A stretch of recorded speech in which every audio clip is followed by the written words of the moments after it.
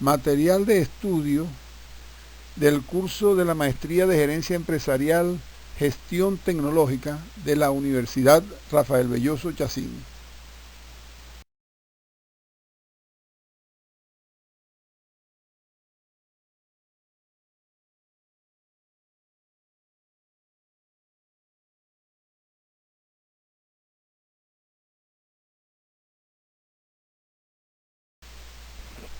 La gerencia y las estrategias.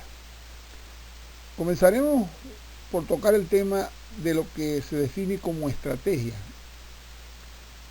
entendiendo que toda organización, toda institución debe establecer sus estrategias expresadas en planes que, en lo funcional y en lo operativo, en el quehacer diario, incluyendo eso, se orientan a un buen desempeño financiero o institucional de las organizaciones, procurando la capacidad competitiva y el buen desempeño de las mismas. Aclaro que no necesariamente tiene que ser desde el punto de vista financiero. Obviamente también se aplica a instituciones sin fines de lucro. Lo importante es que toda organización cuente con sus estrategias para alcanzar los objetivos finales de esa organización. Para hablar de esto, para hablar de estrategias, se exige una cierta capacidad para seleccionar entre varias alternativas, para establecer una dirección, una ruta, un camino que defina claramente, con meridiana precisión, el deber ser organizacional en relación a sus mercados y clientes y en función de las formas de operar guiados por enfoques competitivos de la institución. Recalco aquí nuevamente que esto se aplica a organizaciones no necesariamente sin fines de lucro también. La estrategia en una organización, en una empresa, en cualquier institución, es una condición sine qua non para el buen funcionamiento del negocio. Esta facilita un marco de referencia a la gestión tecnológica, que a su vez establecerá sus propias estrategias adaptadas a ella y por ende a la estrategia tecnológica en sí mismo. Por lo tanto, las acciones que se vayan a emprender se deben orientar directamente al logro de los objetivos estratégicos propios de la institución. Entonces, necesariamente, la gestión tecnológica se debe articular con la gestión organizacional. Y en consecuencia, la tecnología en sí misma no debe ser un fin. La tecnología debe ser un medio para alcanzar un fin, para lograr el objetivo fundamental de la organización. La gestión tecnológica y las estrategias tecnológicas deben supeditarse al objetivo general de la organización. De lo contrario, puede generar conflictos, puede generar situaciones no convenientes para la organización, porque toda estrategia supeditada a la estrategia general de la organización se hace en función de eso y se convierte en un elemento estratégico eficiente para lograr el objetivo de la estrategia final de la organización. Reiterando entonces que la gestión tecnológica tiene como objetivo gerenciar todos los componentes tecnológicos que intervienen o apoyan la estrategia general de una empresa. Esta gestión, obviamente, consta de un conjunto de actividades gerenciales, estratégicas y administrativas que conducen, que llevan a la identificación, obtención, uso, investigación, desarrollo y adaptación de las tecnologías para apoyar y promover que la producción de la organización sea lo más eficiente y eficaz posible.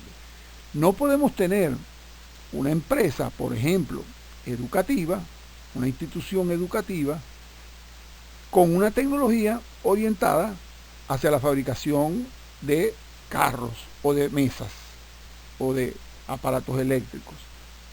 Es un ejemplo, por supuesto, pedagógico exagerado, pero evidencia cómo debe estar alineada toda la función tecnológica, toda la estructura tecnológica hacia el objetivo de la institución, que en este caso sería la educación.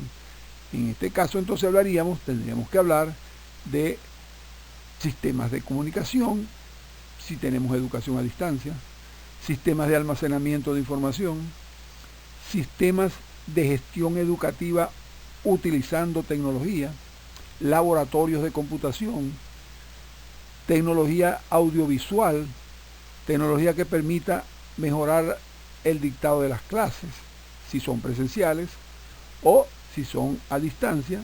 Cada tecnología se ofrece en ese sentido. E incluso, siendo más específico, una institución fundamentalmente orientada a la educación a distancia no va a invertir, no va a poner, digamos así, su recurso financiero en función de comprar retroproyectores o elementos que son aparatos tecnológicos para facilitar la educación presencial.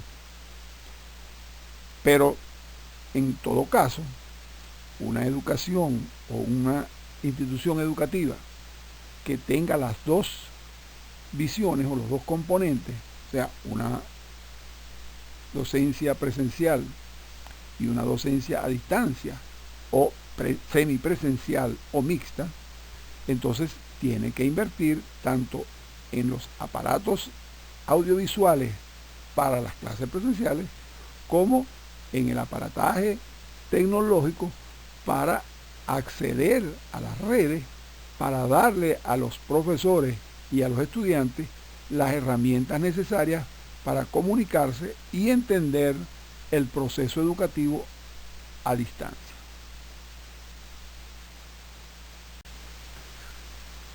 Bueno, en este punto vamos a hablar algo extendido de lo que son las funciones de la gestión tecnológica.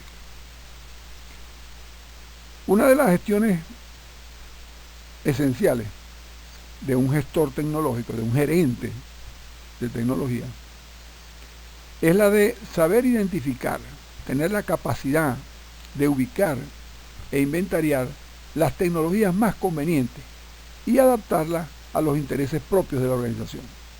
Este punto lo tocamos ligeramente en la transparencia en la lámina anterior, pero vamos a insistir en términos de que si no se selecciona adecuadamente la tecnología, podemos estar introduciendo dentro de la organización elementos dilatorios, elementos de ineficiencia que a la final perjudican la estrategia o el objetivo final de la institución.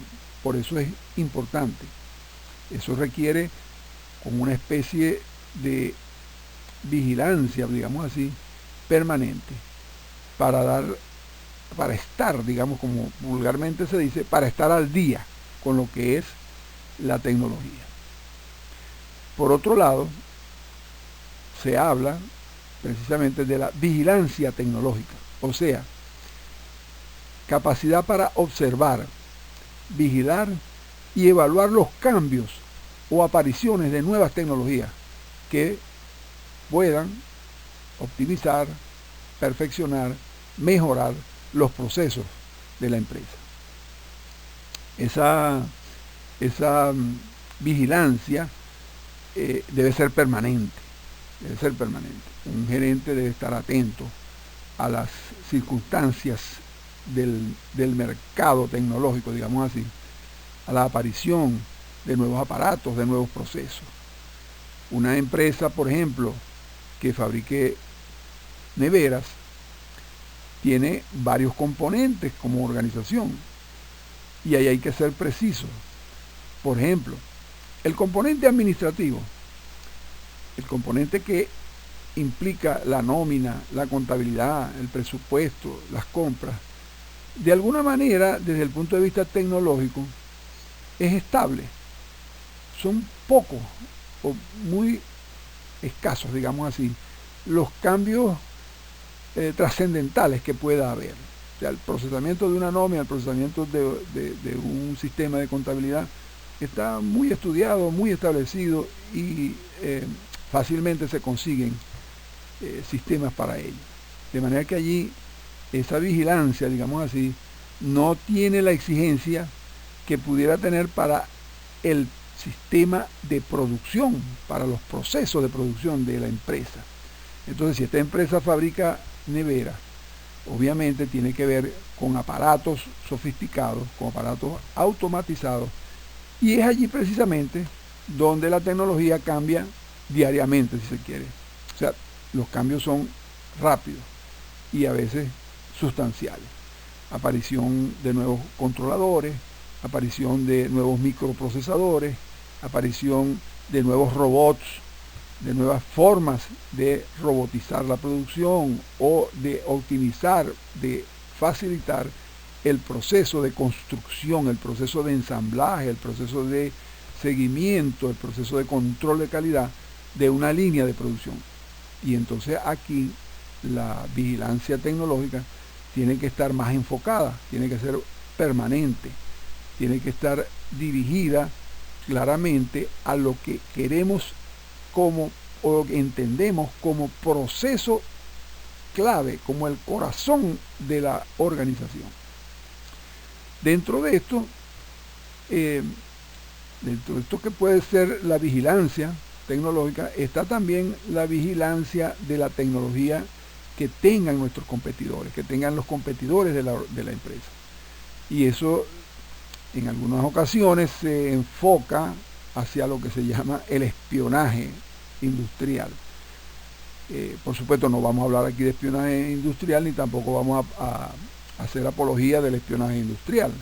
Estamos hablando de una vigilancia tecnológica en cuanto a los elementos que utiliza la empresa competidora para mejorar sus procesos, y que de alguna manera nosotros, o como empresa, que nuestra empresa pueda adquirir libremente, legalmente, y que mejore entonces nuestra capacidad competitiva también. Si descuidamos este elemento de observar tecnológicamente las tecnologías que tienen nuestros competidores, corremos el riesgo de quedarnos rezagados, de hacernos obsoletos e incluso de que el producto de esa organización no satisfaga las necesidades de los consumidores o de los clientes de la institución. Entonces, este es otro elemento clave, importante, que un gerente, que un gestor tecnológico debe tener presente. Por otro lado, también tenemos que vernos hacia adentro. Tenemos que ver la organización desde el punto de vista tecnológico hacia el interior mismo.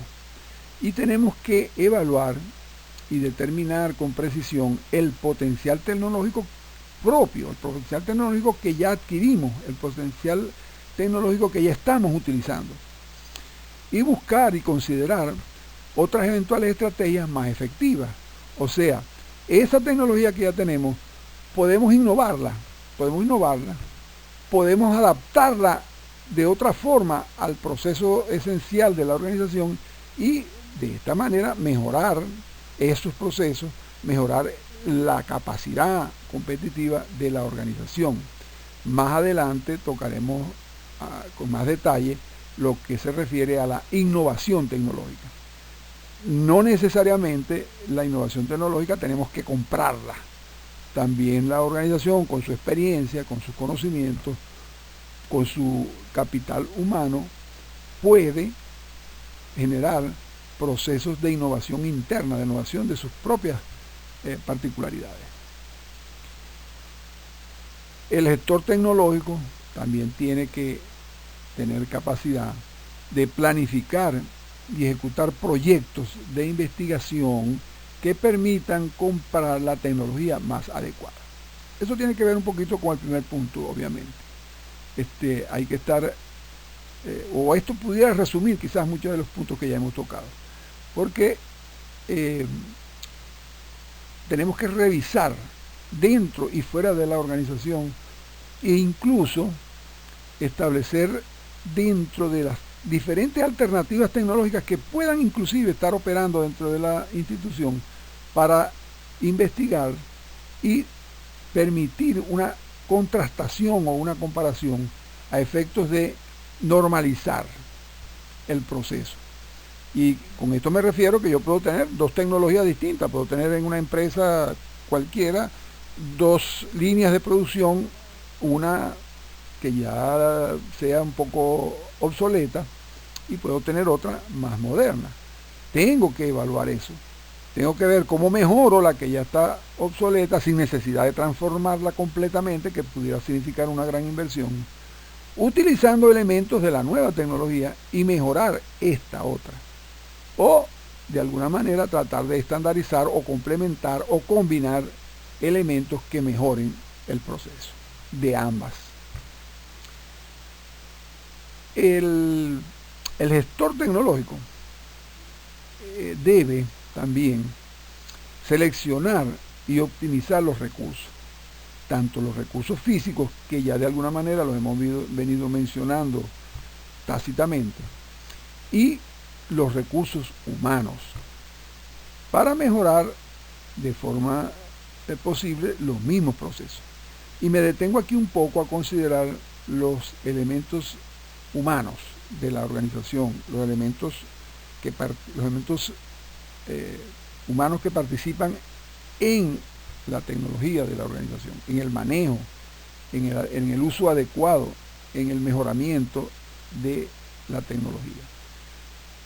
En este aspecto tengo que mencionar por experiencia propia que no es fácil encontrar, seleccionar personas debidamente capacitadas, debidamente entrenadas, con la experiencia y con el nivel necesario para facilitar los procesos tecnológicos, para operar los procesos tecnológicos.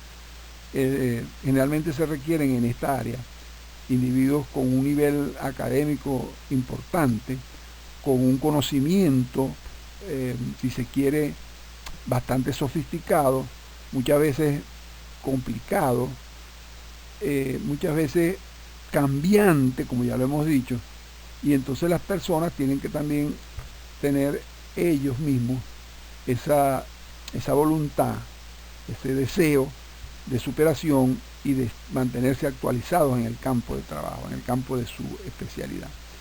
Y este elemento no es fácil, porque además de las características propias de ese personal, por lo general es un componente que tiene un costo, incide en los costos de la organización. Requiere un nivel de satisfacción salarial muy distinto a otros componentes humanos de la organización. Y de alguna manera existe una permanente competencia entre las organizaciones para captar ese tipo de personal. Esto lleva de alguna manera, si se descuida el elemento, digamos, social de este tipo de profesional, puede conducir a una alta rotación de personas dentro del aparato tecnológico. Y eso genera problemas.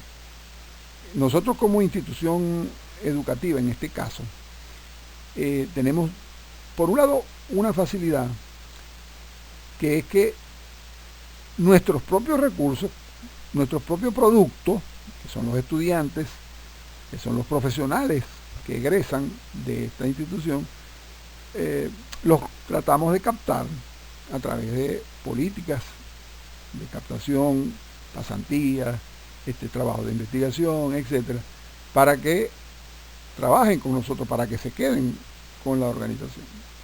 Pero nos enfrentamos luego, después que los formamos, después que los hacemos ya personas de un cierto nivel, nos enfrentamos a la competencia o a otras empresas, ni siquiera empresas del ramo educativo, que tratan, y lo han logrado por supuesto muchas veces, de llevárselos, de ofrecerles mejores posiciones, mejores salarios, mejores condiciones socioeconómicas.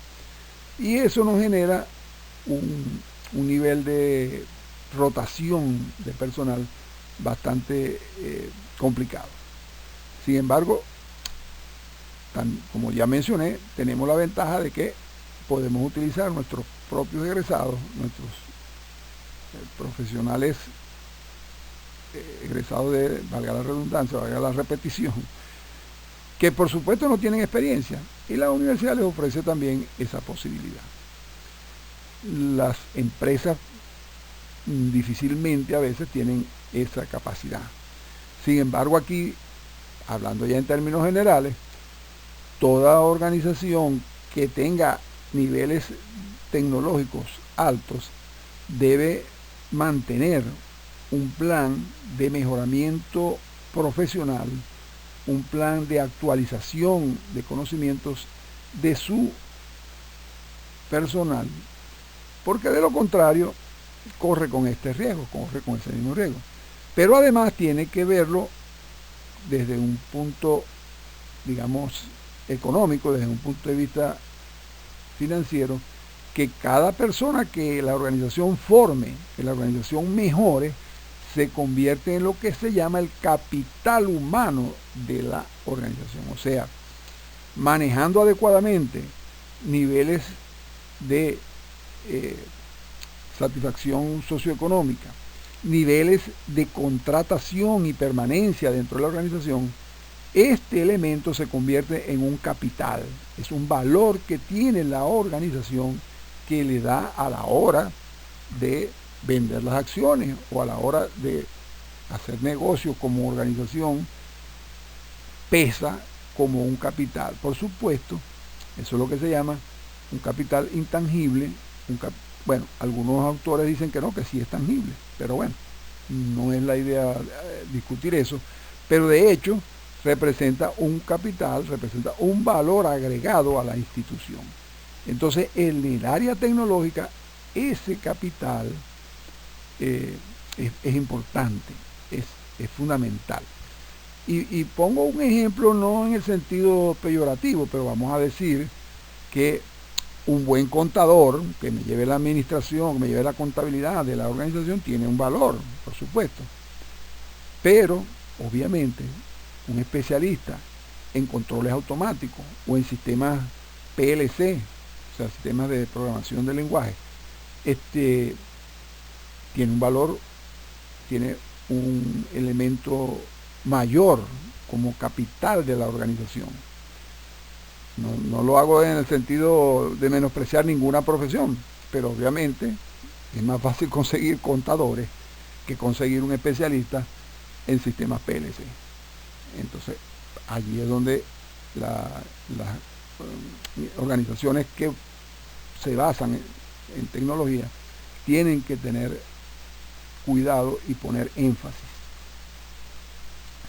Y por último, el gestor tecnológico debe considerar cuidadosamente los aspectos legales y contractuales de las tecnologías adquiridas.